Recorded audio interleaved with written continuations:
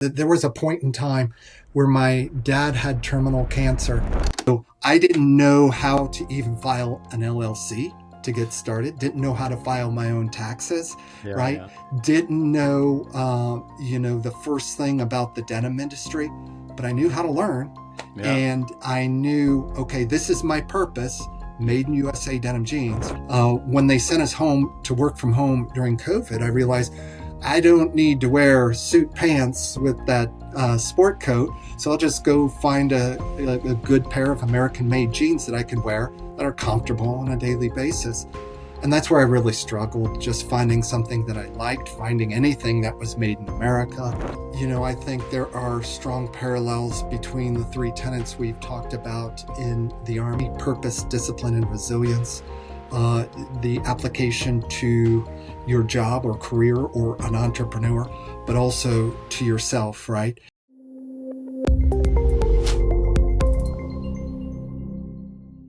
Hi, and welcome to Veterans Corner. I'm George Hinestrosa, an Air Force and Army retired veteran of 25 years and a business owner. Here on the show, we explore how military experience transforms into business success. Each episode features veterans who've built thriving businesses, sharing strategies that turn military training into entrepreneurial advantage. The mission is to inspire and equip transitioning service members with practical knowledge and real-world insights from veterans who've built their businesses in many different industries. And today's guest is Patrick Mate. Welcome to the Veterans Corner, Patrick. Thank you very much, George. It's an honor to be here. Thank you, sir.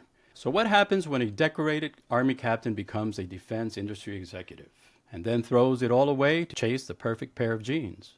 Today's guest is Patrick Mate, and his story is absolutely wild. After 5 years in the U.S. Army, Patrick spent over 2 decades climbing the aerospace and defense ladder.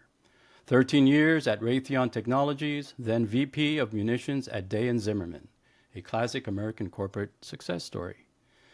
Then COVID hits. Patrick's working from home in a sports coat on Zoom calls when he thinks, I need some good American-made jeans. Simple request, right? Wrong.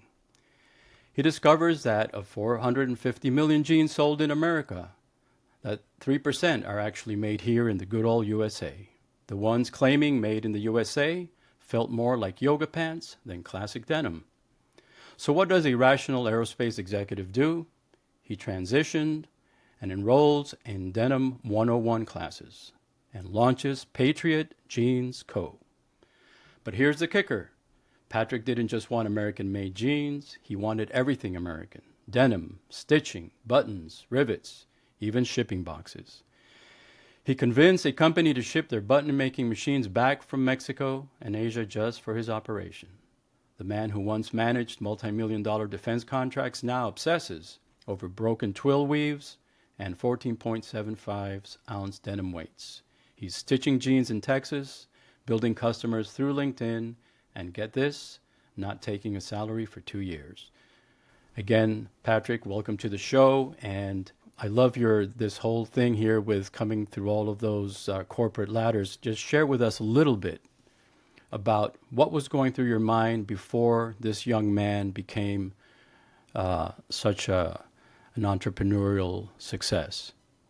Yeah, George, first of all, thank you for the illustrious introduction that I need to hire you as my publicist, I think.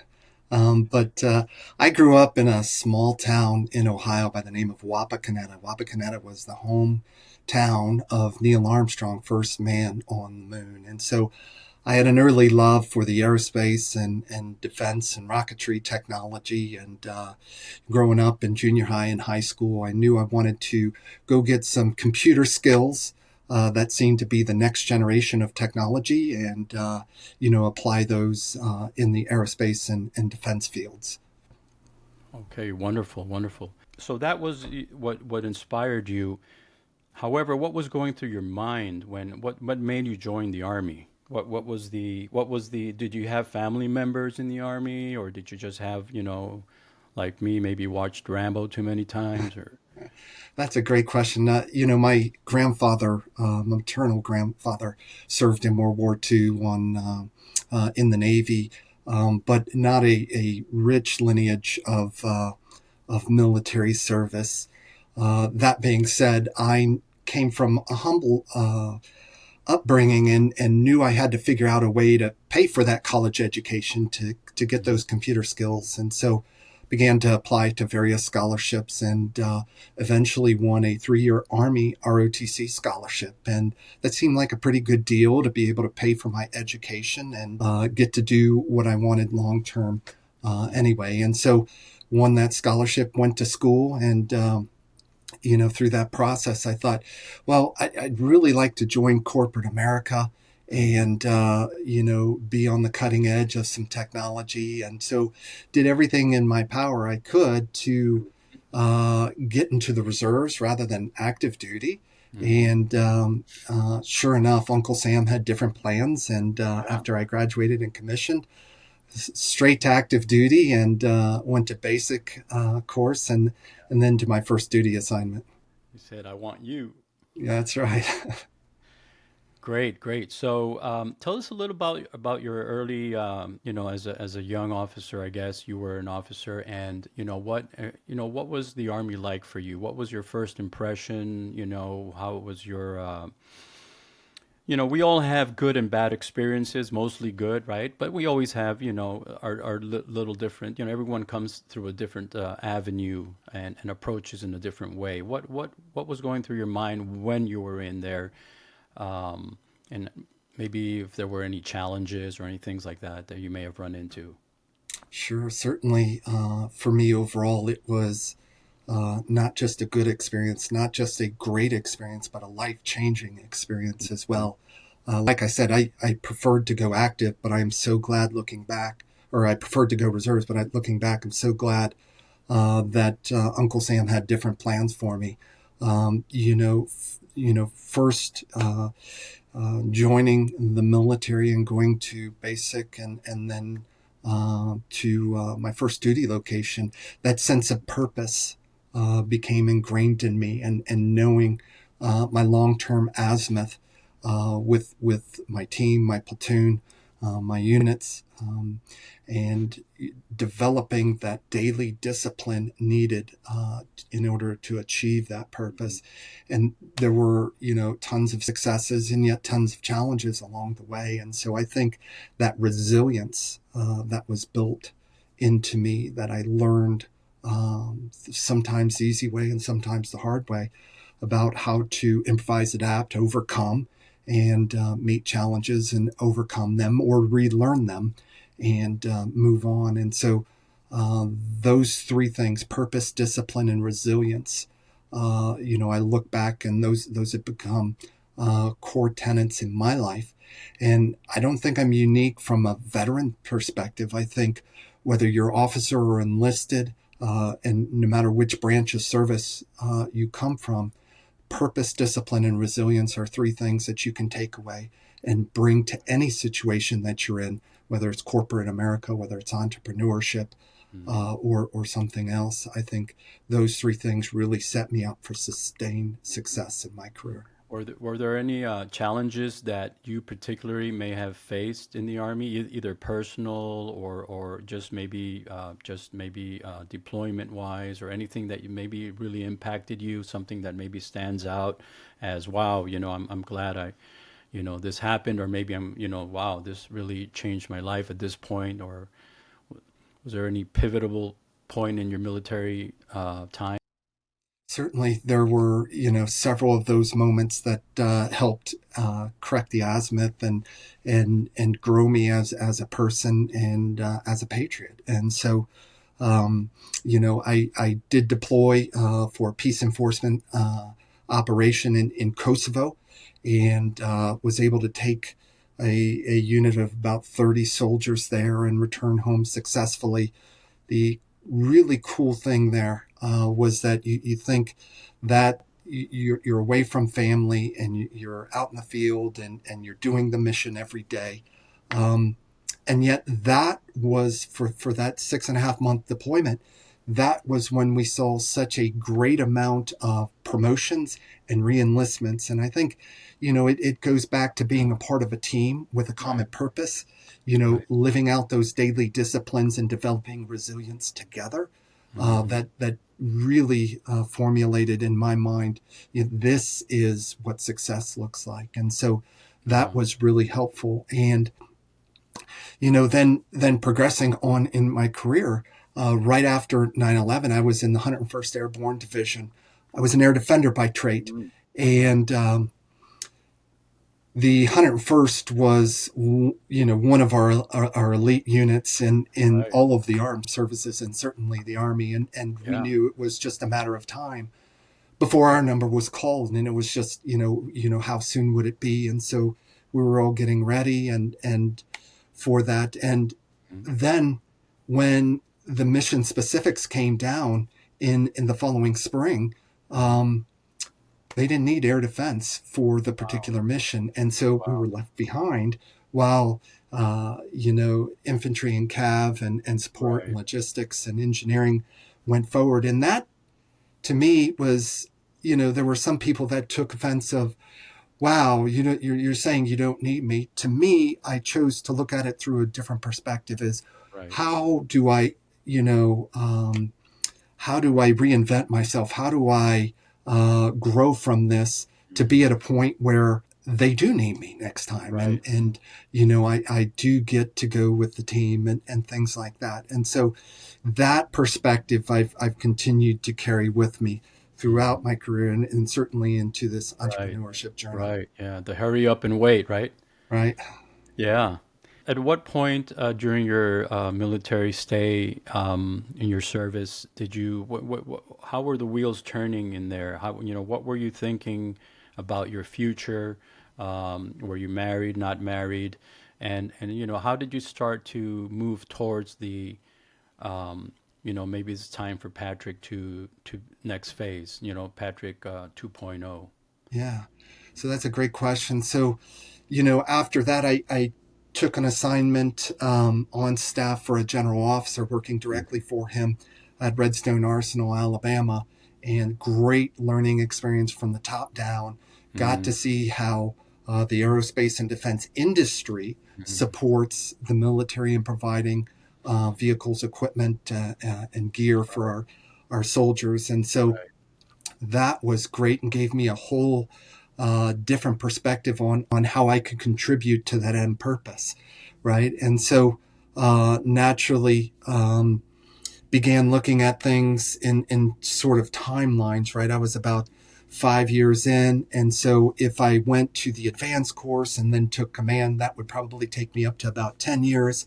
And at that point, you're halfway in. And so you might as well stay for that 20. So at that point, for me, it was, do I go and do my 20, or do I get out now? And I was in a very unique situation in which was in an area in Huntsville, Alabama, with lots of aerospace and defense contracting jobs. And so it was really a seamless and natural transition for me to move from my staff job into a contractor job, and so that's what I chose to do at the time. Wow, excellent. Yeah. So, were there any real downer times? And and again, the audience, we're trying to connect with the audience also, right? So, some of us have a rougher time. Some of us go ups and downs. And was there any time where during the military where you felt like you were pressured, or that you were under stress, or that you were, hey man, this is rough, or anything like that, maybe did you have any problems with alcohol, anything like that at any point in time, right? Because these are all real things, right? Right. Yeah. So, quick story. When I was in the 101st, right before my deployment, Hmm. um, I was scheduled to go back to Ranger School, and I had a RIP date and everything. And I say go back to Ranger School because right after basic course, I went to Ranger School. But, during second phase, I got pretty sick, and they chose to not recycle me, but send me back to my unit. And so, they had a couple of heat deaths at for enlisted within the last couple of weeks, so they were being pretty cautious at that time. So got to my first duty, and I was, oh man, right, all I wanted was that tab. And so I got to my first duty location and started training up again and had an agreement worked out with my commander where I could go to RIP and get back to Ranger School and get my tab. And then he says one day, it was on a Friday, he says, "Hey, Patrick, I want you to come over to my house at 8 a.m. tomorrow." And I'm like, Wow. "Yes, sir." Yeah. And that's when he said, "Hey, listen, we've been asked to support a deployment to Kosovo Hmm. and going to bring some Avengers, and you'll also be doing some infantry type of tactics with cordon inserts, checkpoint operations, search and seizures, things like that. Hmm. And I really want you to lead the unit. And we're going to put together a unit out of our 3 platoons, and you'll help select the soldiers who go to that." And so, you turn adversity into opportunity. And so you refocus really quick. And then, like I said, after about 5.5 years in the military, I transitioned out and I got a contractor job. And I thought, wow, this is great, right? This is what I've wanted. Hmm. And for the first 3 years, I was working in a lab, and I went from having an office in Huntsville and an office in DC. My boss had an office in Huntsville and an office in Yeah. DC, mahogany desks, Yeah. Yeah. right? People running around, supporting the staff and the general Right. to be able to make decisions and further the mission. And I went from that to a probably about a 12 by 12 room with Wow. about 6 desks smashed Wow. into it, working communications Right. and networks, right? And I'm like, don't these people know who I am, right? Why would they stick me here, Right. Right. right? And so, but I tarried through for 3 years, right? Wow. And every day I thought, this is not the end. This is not, Right. where I'm supposed to be forever, but put my hand to the plow, Right. Right. kept working, developed some of those skills and the knowledge, and collected those, started building relationships. But for 3 years, every day I woke up thinking, man, this is not the dream job I wanted, but I'm going to get there. I'm going to keep working. I'm going to have the discipline. I'm going to develop that resilience. Wow. That's incredible. Yeah, so it's funny how life takes its turns, right? Life, sometimes we've got everything perfectly planned out in our minds, and you know, but the beautiful thing here, I mean, again, being a patriot, being, U.S., just the systems are there, right? And we just have to, roll with the punches and just learn how to, absorb here, let go a little bit there. But just as long as we keep our azimuth, we keep our coordinates right, eventually we might have to, make a cute couple of, go around this mountain and that mountain, but eventually we get to the other side. So that's a beautiful thing. And I've heard that so often with many of the guests. So now you're getting out of the service. Did anyone like? Did you get any? Did you have someone that coached you out? Did you have a mentor? Did you have someone that you said, well, or did Patrick just say, it's time for me to leave, or did you just actually like plan your exit?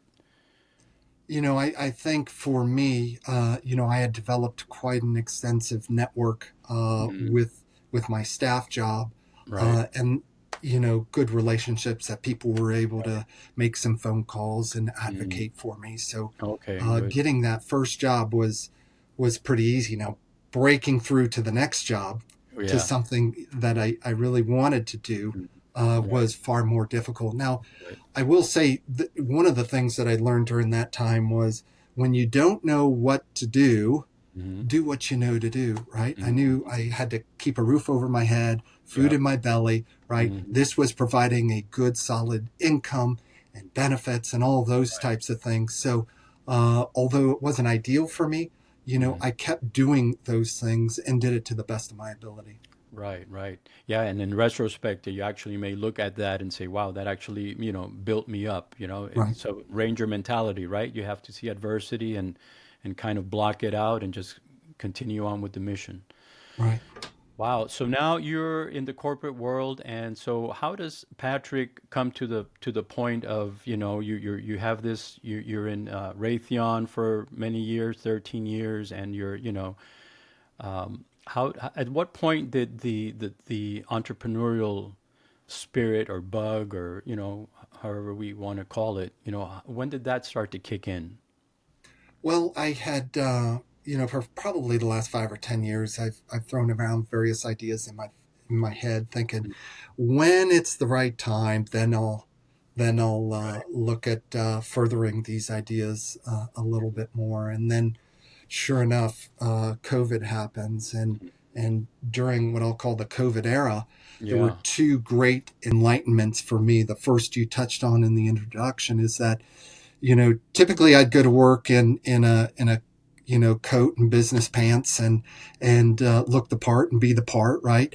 When they sent us home to work from home during COVID, I realized I don't need to wear suit pants with that sport coat, so I'll just go find a good pair of American-made jeans that I can wear that are comfortable on a daily basis. And that's where I really struggled, just finding something that I liked, finding anything that was made in America.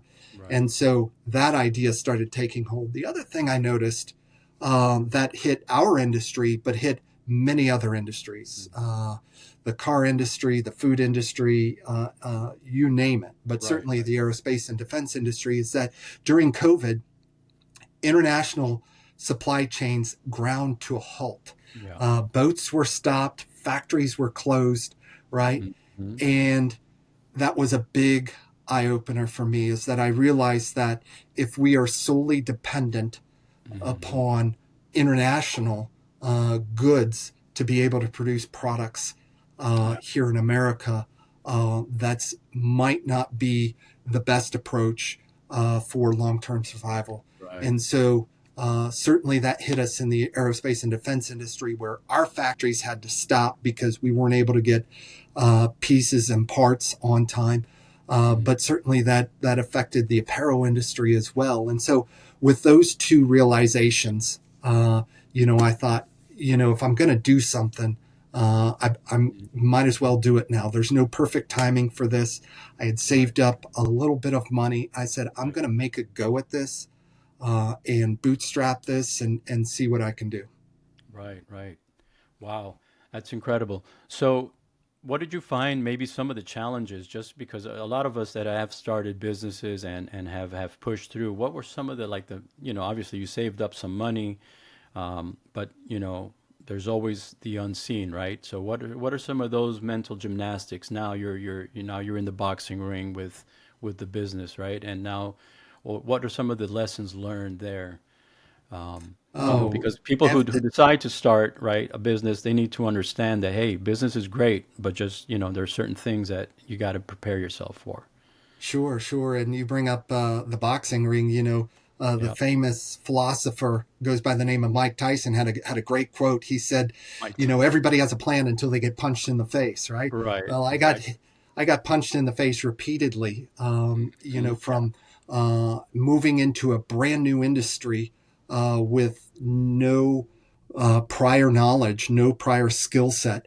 Certainly, there were a lot of lumps along the way in terms of setting up a supply chain, design challenges, transition to production, all of those types of things. But what I also understood is that in the aerospace and defense industry, I had done engineering, I had done supply chain management, and I had done program management, project management, right? And so those three skills were directly transferable to my new job, right? So I didn't know how to even file an LLC to get started, didn't know how to file my own taxes, Yeah. right? Yeah. Didn't know, the first thing about the denim industry, but I knew Right. how to learn. Yeah. And I knew, okay, this is my purpose, made in Hmm. USA denim jeans, right? If I can have those daily disciplines, right, Hmm. to do those things and to learn, and I can have the resilience to, when I get punched in the face, to get back up and Hmm. to keep pushing forward, then I can have success. Yeah. Yeah. So, so how important as a young business owner, or starting entrepreneur, how important was networking to you at that time? Did you network a lot, or did you solely rely on yourself, or did you start reaching out and connecting with people? It Tell us a was little bit.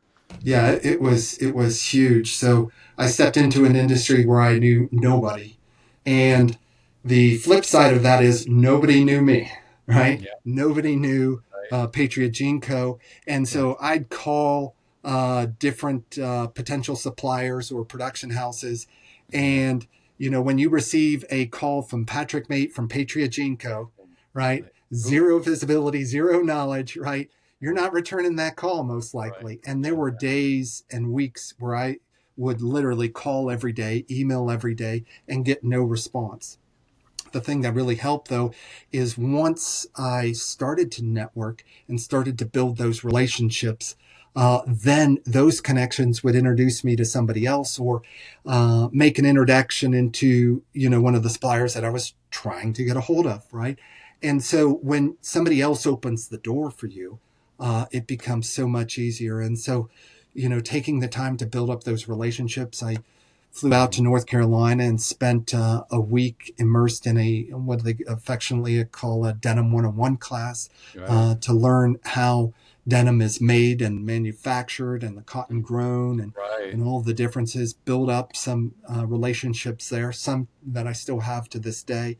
And over the course of a year, year and a half, build up those relationships, build up a supply chain, work my way through a design and transition to production. And so that, finally, after about a Right. year and a half or so, was able to get into production and be able to release jeans late last year. Wow. Congratulations, man. That's great. Thank So, have you thought maybe about buying a cotton farm, maybe producing you. your own cotton? That way you're from start to end, you're in control. Yeah, so there will be some things that we'll be working on to more vertically integrate. Not sure we'll go back all the way to the cottonseed, but Yeah, yeah. I've reached out to a local cotton farmer here and went and toured his facility and Right. got to walk some of his brand new, just planted rows of cotton Right. earlier this spring and understanding the process from cradle to grave so that I could be a better representation for the industry, Mhm. but also understood the careabouts of the American farmers in this process as well. Yes, absolutely. So, Patrick, let me ask you a little bit about the inner dialogue, right? So now, what does a, veteran, corporate guy, and then now entrepreneur, what do you do to maintain focus, right? What do you meditate? Are you a Bible believing Christian? Are you, do you have, what are your personal disciplines, I should say, right? Because other than maybe working out, which you look like you're in shape, so, do you still work out? Do you find time to be alone? What are some of the maybe diet? What have you found coming from the military, leaving that, physical, because you were in the physical part of it. Um, you know, did any of that carry over, and how has it morphed into what you have become today? I think there are strong parallels between the three tenets we've talked about in the Army: purpose, discipline, and resilience.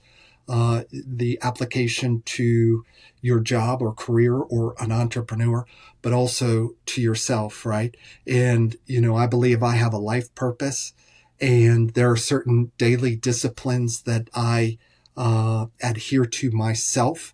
And sometimes things run amok, and I have to have the resilience to work myself out of that challenge or relearn a certain lesson or get past a physical ailment or an injury or things like that. Hmm. So, on absolutely on a daily basis, I wake up and thank God and, express gratitude for the life and opportunity that I have here in America to live this American dream, right? For the health that I have, right? But I also have those daily disciplines, whether it's, so I work out probably 3 to 5 times a week, whether that's lifting weights or going running, to be able to maintain, the energy level and the effort that's required on a daily basis, Hmm. to be able to allow my mind to refresh as well as my brain, or as well as my body.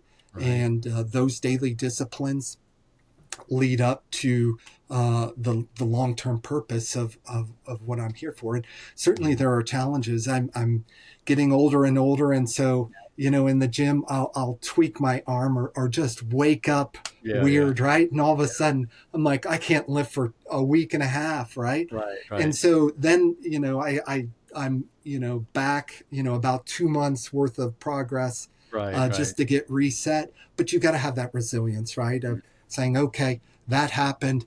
It's not a put down, it's just a Right, setback. Let's right. get back up on the horse and let's get riding again, right? And so Yeah. those are the things, from a healthy standpoint of how do I live out that purpose? Well, I've got to be healthy in body, mind, and spirit. And so there are those daily disciplines that I put in each and every day.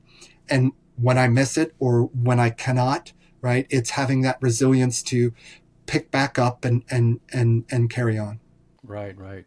So what would be like a typical, let's say, your diet that you maybe follow? Do you follow any type of weird diets, or like everyone's into some kind of diet, right? So you either Yeah, keto or right. paleo, or are you just go with the flow with, I mean, I ask these questions because I'm 60, right? And I still play soccer, right? And so people ask me, well, how do you do it? Well, again, like you say, you follow that discipline. So what exactly do you have, like a regimen that you follow that is strict, or do you just kind of, follow the food pyramid or?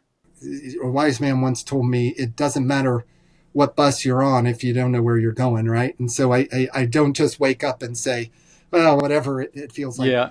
But I will say, there are dozens and dozens of different regimens and diets Hmm. and all of those. And that is all well and good.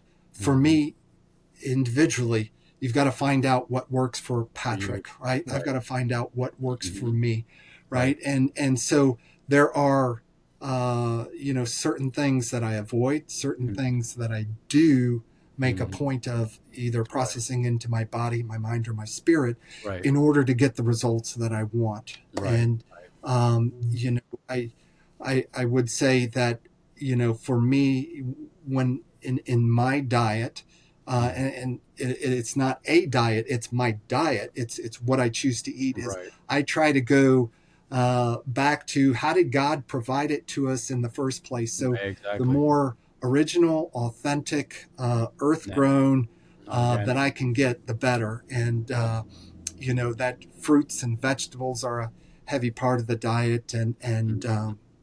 not a whole lot of processed foods. Hmm. Avoid the middle aisles of the grocery store. Yeah. Hit Yeah. the The ultimate. proteins, the Right. dairy products, and the produce. Hmm. For me, that seems to have worked out well. Hmm. Not a lot of oily, greased, processed, Right. fried foods, Right. things like that. But I'll be, Yeah. the first to go out for a burger and fries on the Oh yeah. weekend, Yeah. Yeah. and just to kick back a little bit. Hmm. But Monday through Friday, I'm pretty well set on my approach of what are the things that are best to get me through the day, to get Right. me to a point where I'm operating at peak efficiency Mhm. to live out my purpose. Absolutely, absolutely. Well said. Yeah, absolutely. That is crucial, and I always bring that up, right? Because people don't understand sometimes, and I'm a little bit older, right?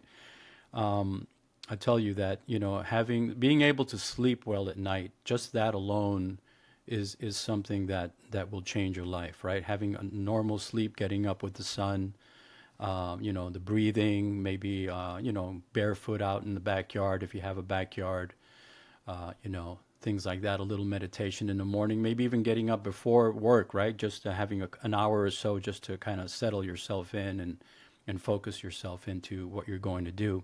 So, Patrick, as we wind down, um, I want to just a couple of deep down thoughts. Like, first of all, what would you say if right now you were in a room full of transitioning service members, regardless of the service? What are some of the things that you would tell them lessons learned, maybe one or two things that you might want to share with them from what you've experienced, right? And not because you're not to indoctrinate them, but just, hey, keep this in mind as you go forward, right? Kind of Yeah, thing.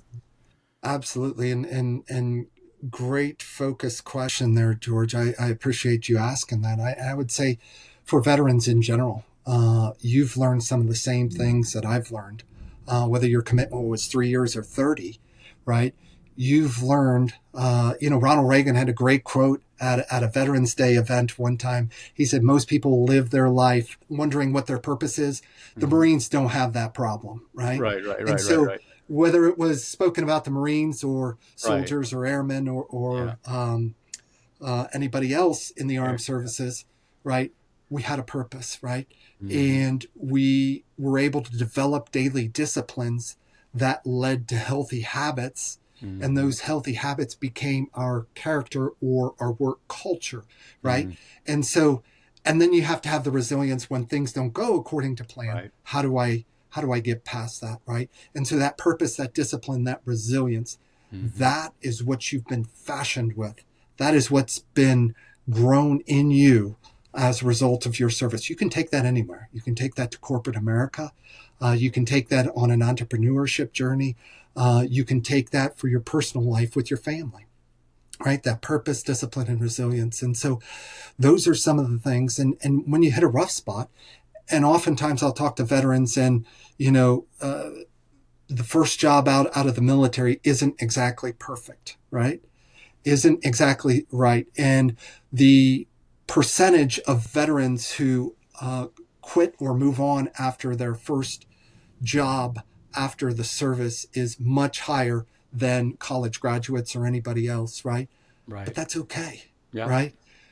When you don't know what to do what you know to do. Step out, put your hand to the grind, and do the work, right? Learn the Right. lessons, have those daily disciplines, right? You'll figure it out. Hmm. You'll Right. figure it out.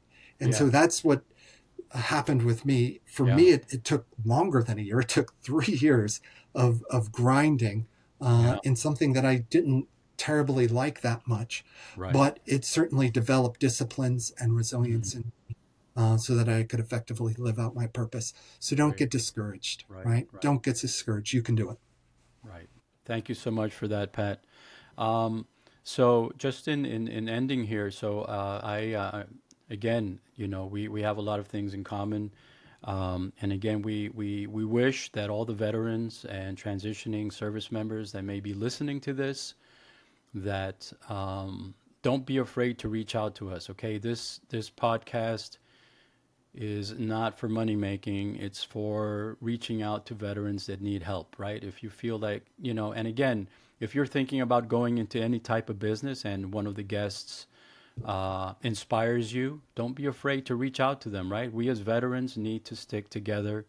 I always say that I wish that us veterans would just have a culture of our own here as civilians, right? That we would come together and bind and help each other grow their own businesses together, right? We can do the same thing we did in the military, but we can do it out here by uplifting each other and encouraging each other to go forward and to break through those barriers that sometimes, some people, and I always say, right, people have different thresholds of pain that they can Mhm. withstand. Some people can withstand mental pain. Some people can withstand more physical pain, less mental pain, right? Um, so all of these things affect all of us the same way, but in a different form. So don't be afraid to reach out to us. Again, we'll put Patrick's handles once the video is published. If you want to reach out to Patrick or support him, or just talk to him or to me, all of that will be included. Thanks again, Patrick, for being with us today. God bless you, and God bless your business. And I see great things happening for you, my friend. Thank you so much, George. And I would tell all the veterans out there, George is absolutely correct. Reach out if you want to have a conversation, whether it's LinkedIn, Instagram, Facebook, X. I think we're all over there at Patriot Jean Co. Or message me directly, either LinkedIn or through our website, patriotjeanco.com. I would be more than glad to have a conversation with you, whether that's about your transitioning experience or a potential entrepreneurship or anything like that. Here's the thing I've realized is that we all need that help from time to time. Yep. We all do. And I'll tell one more quick story here, No, no, George. please go ahead. There's no time Yeah. limit. So I said I grew up from a humble upbringing. There was a point in time where my dad had terminal cancer when I was just a young boy, 12 years old, right? And my dad didn't have an illustrious career in aerospace and defense or anything like that. Didn't have a college degree, but he was able to support his family up until the time he got sick. And running into Christmas that morning, knowing he only had months to live, there Right, wasn't a lot that we could expect under the tree. right. And what my father did was gather up some things around the house to package them to put underneath the tree. Yeah, And I was given a coin set that he had with a U.S. minted, silver dollar, 50-cent piece, quarter, yeah. dime, nickel, penny from my birth year, 1976. Uh-huh. That was it for Christmas, right? Here's the thing, though, and here's what's so powerful about community, right? And I'm one of six. Each one of Right, us six kids got something similar to that for Christmas, right. and that was Christmas. When we opened up our door on Christmas Day, there was a pile of presents like you wouldn't believe from who knows who, right? Wow. That there was gifts for all of us to. And the thing is, I don't remember any of those presents to this day, but I remember what my dad got me, Yeah, right? yeah, But that's the power of community. yeah. That is the power of community. When you see a need and you reach out and you help. And George, I've been so blessed that I've been able to repeat that scenario for other families, even on Christmas Day. I mean, almost to, setting up Christmas, sneaking out Yeah, in the middle of the yeah, night yeah, and yeah. putting Christmas presents on the doorstep for families. Right. Those are the things that I've been able to do now as a result of that. But the idea and the reason why I did that is because somebody first did that to me, right? Right. So two things, Yeah, right? go ahead. So if you need that help, if you need that assistance Hmm. on how do I do this, give me a call. Yeah. Give me a call. And Hmm. so I would also say that for your listeners out there, Yeah. if you want to be a blessing, sow into other entrepreneurs, sow into other businesses, whether it's Patriot Jean Co. to get some of our made in USA apparel Right. where we're creating Yeah. American made jobs, right? Go get a pair of our denim jeans. Yeah. Go reach out and buy the book or buy the product or the service that Right. that George's other guests have, right? Because Right. that's sowing seeds, right? Right. And you Exactly. learn those habits, right? So Exactly. again, use me, give me a call, let's talk, and you can Yeah. find your success and your purpose in Absolutely. life also. Beautiful, beautiful words. And just to end, just a caveat, everything that Patrick just said, the Bible says it is better to give than to receive, right? And a lot of people think about that and say, well, if I give and I don't receive, but the thing is that when you plant a seed in the ground, do you get back a seed or do you get back a plant that has thousands of seeds in it? See, so whatever you get back from planting a seed is always greater. You may not perceive it in the moment of giving, but as you provide service to someone, you get back multiple returns, right? And it could be back in energy, it could be in health, it could be monetary, it could be in anything, right? But like you're saying, plant those seeds and be there for someone because the rewards are, the inner rewards really is what counts, right? It's the blessing you get inside from doing it. So thank you, Patrick, again. Wonderful words. God bless you again, my friend. And again, thank you for being with us. Absolutely. Thanks, I'm gonna, George. It's been great. yeah, thank you. Thank you, Patrick.